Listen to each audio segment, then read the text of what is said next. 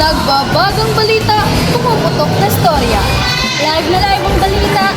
Ako si Bernadette Magbayad at ako naman, Stephanie Sawat. No more, no less. Hatid ng TV Express Balita. Hataw Balita ngayon. Talentadong mag-aaral sa STTIS, nagpasiklaban ng galing sa patimpalak sa madulang sa bayan pagbigkas noong buwan ng wika. Vice Mayor sa bayan ng Santo Tomas, nagpaulan ng papremyo. Yan ang tinutukan ni Bernadette Magbayad.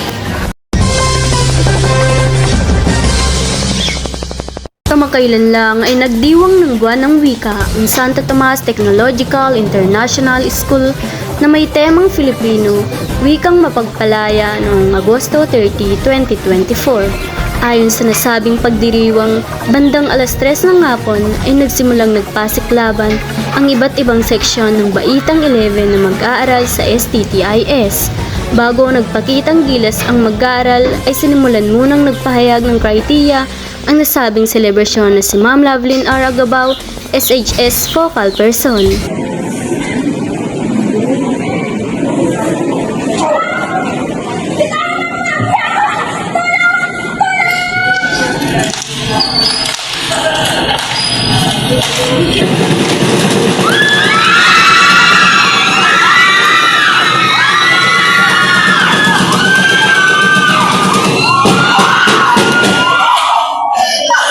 Sa huli ay nasungkit ng Stem Fleming ang kampyon. Basta't Fleming, magagaling sa ad ng seksyon.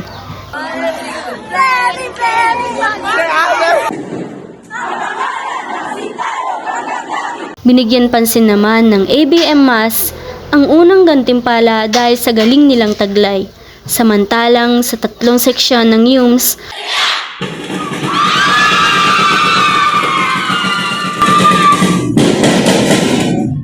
ay napasakamay ng Section Aquinas ang ikalawang gantimpala. Kaninang larawan ng batang nahamak sa paggawa Nagbabalita, Bernadette Magbayad, balik sa'yo, Stephanie.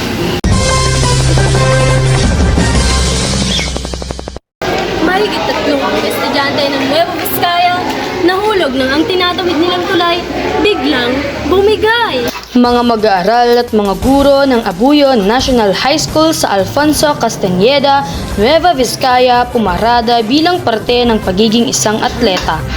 At upang makarating sila kung saan magaganap ang palaro, ay kinailangan nilang tumawid sa hanging bridge ng Nueva Vizcaya. Pero paano kung ang kinatawid mong tulay ay biglang bumigay?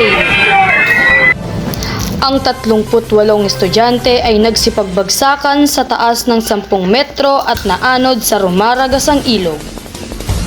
Pero ano nga ba ang dahilan ng pagputol ng hanging bridge? Itinayo noong 2015 ang Jogan Hanging Bridge na nagdurugtong sa Sitio Melina at Sitio Jogan. Gawa ito sa steel cables at matting na may habang 50 meters.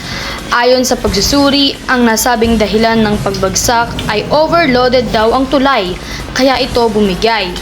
Ang talagang capacity lang ng tulay ay hanggang 5 tao, kumpara sa tumawid na estudyante na umabot sa halos 40 ay sus, naku po. Kaya ang natamo ng mga bata ay nagdulot ng malaking pagkabahala. Ito ang lokal na balita. Ako, Stephanie Sawat. Balik sa'yo, Bernadette.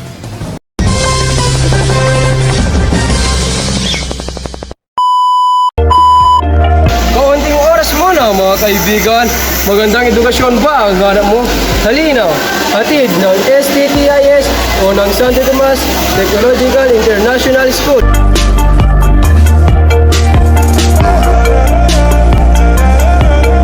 Dahil sa paaralang ito ay may libreng mga May libreng uniforme. May libreng school supplies. libreng school bus.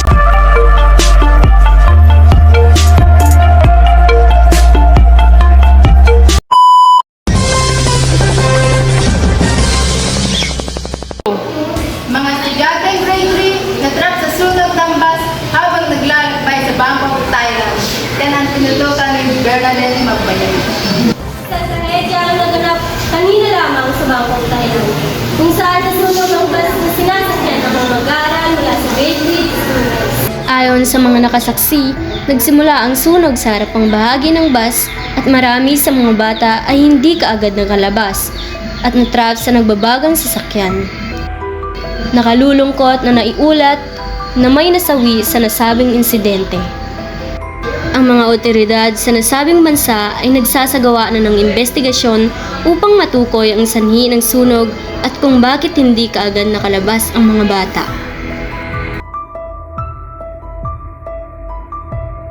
Nagbabalita, Bernadette Ubayad, balik sa'yo, Stephanie.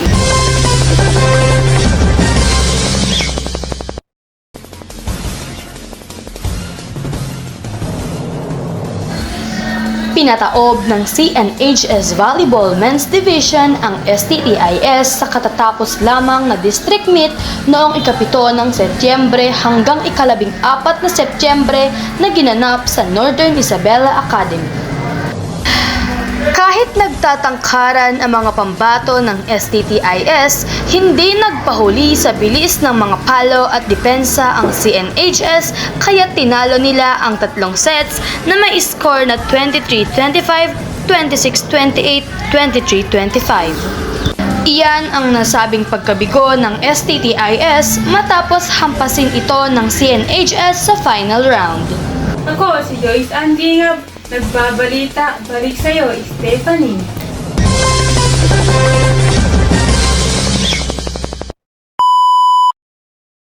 Apat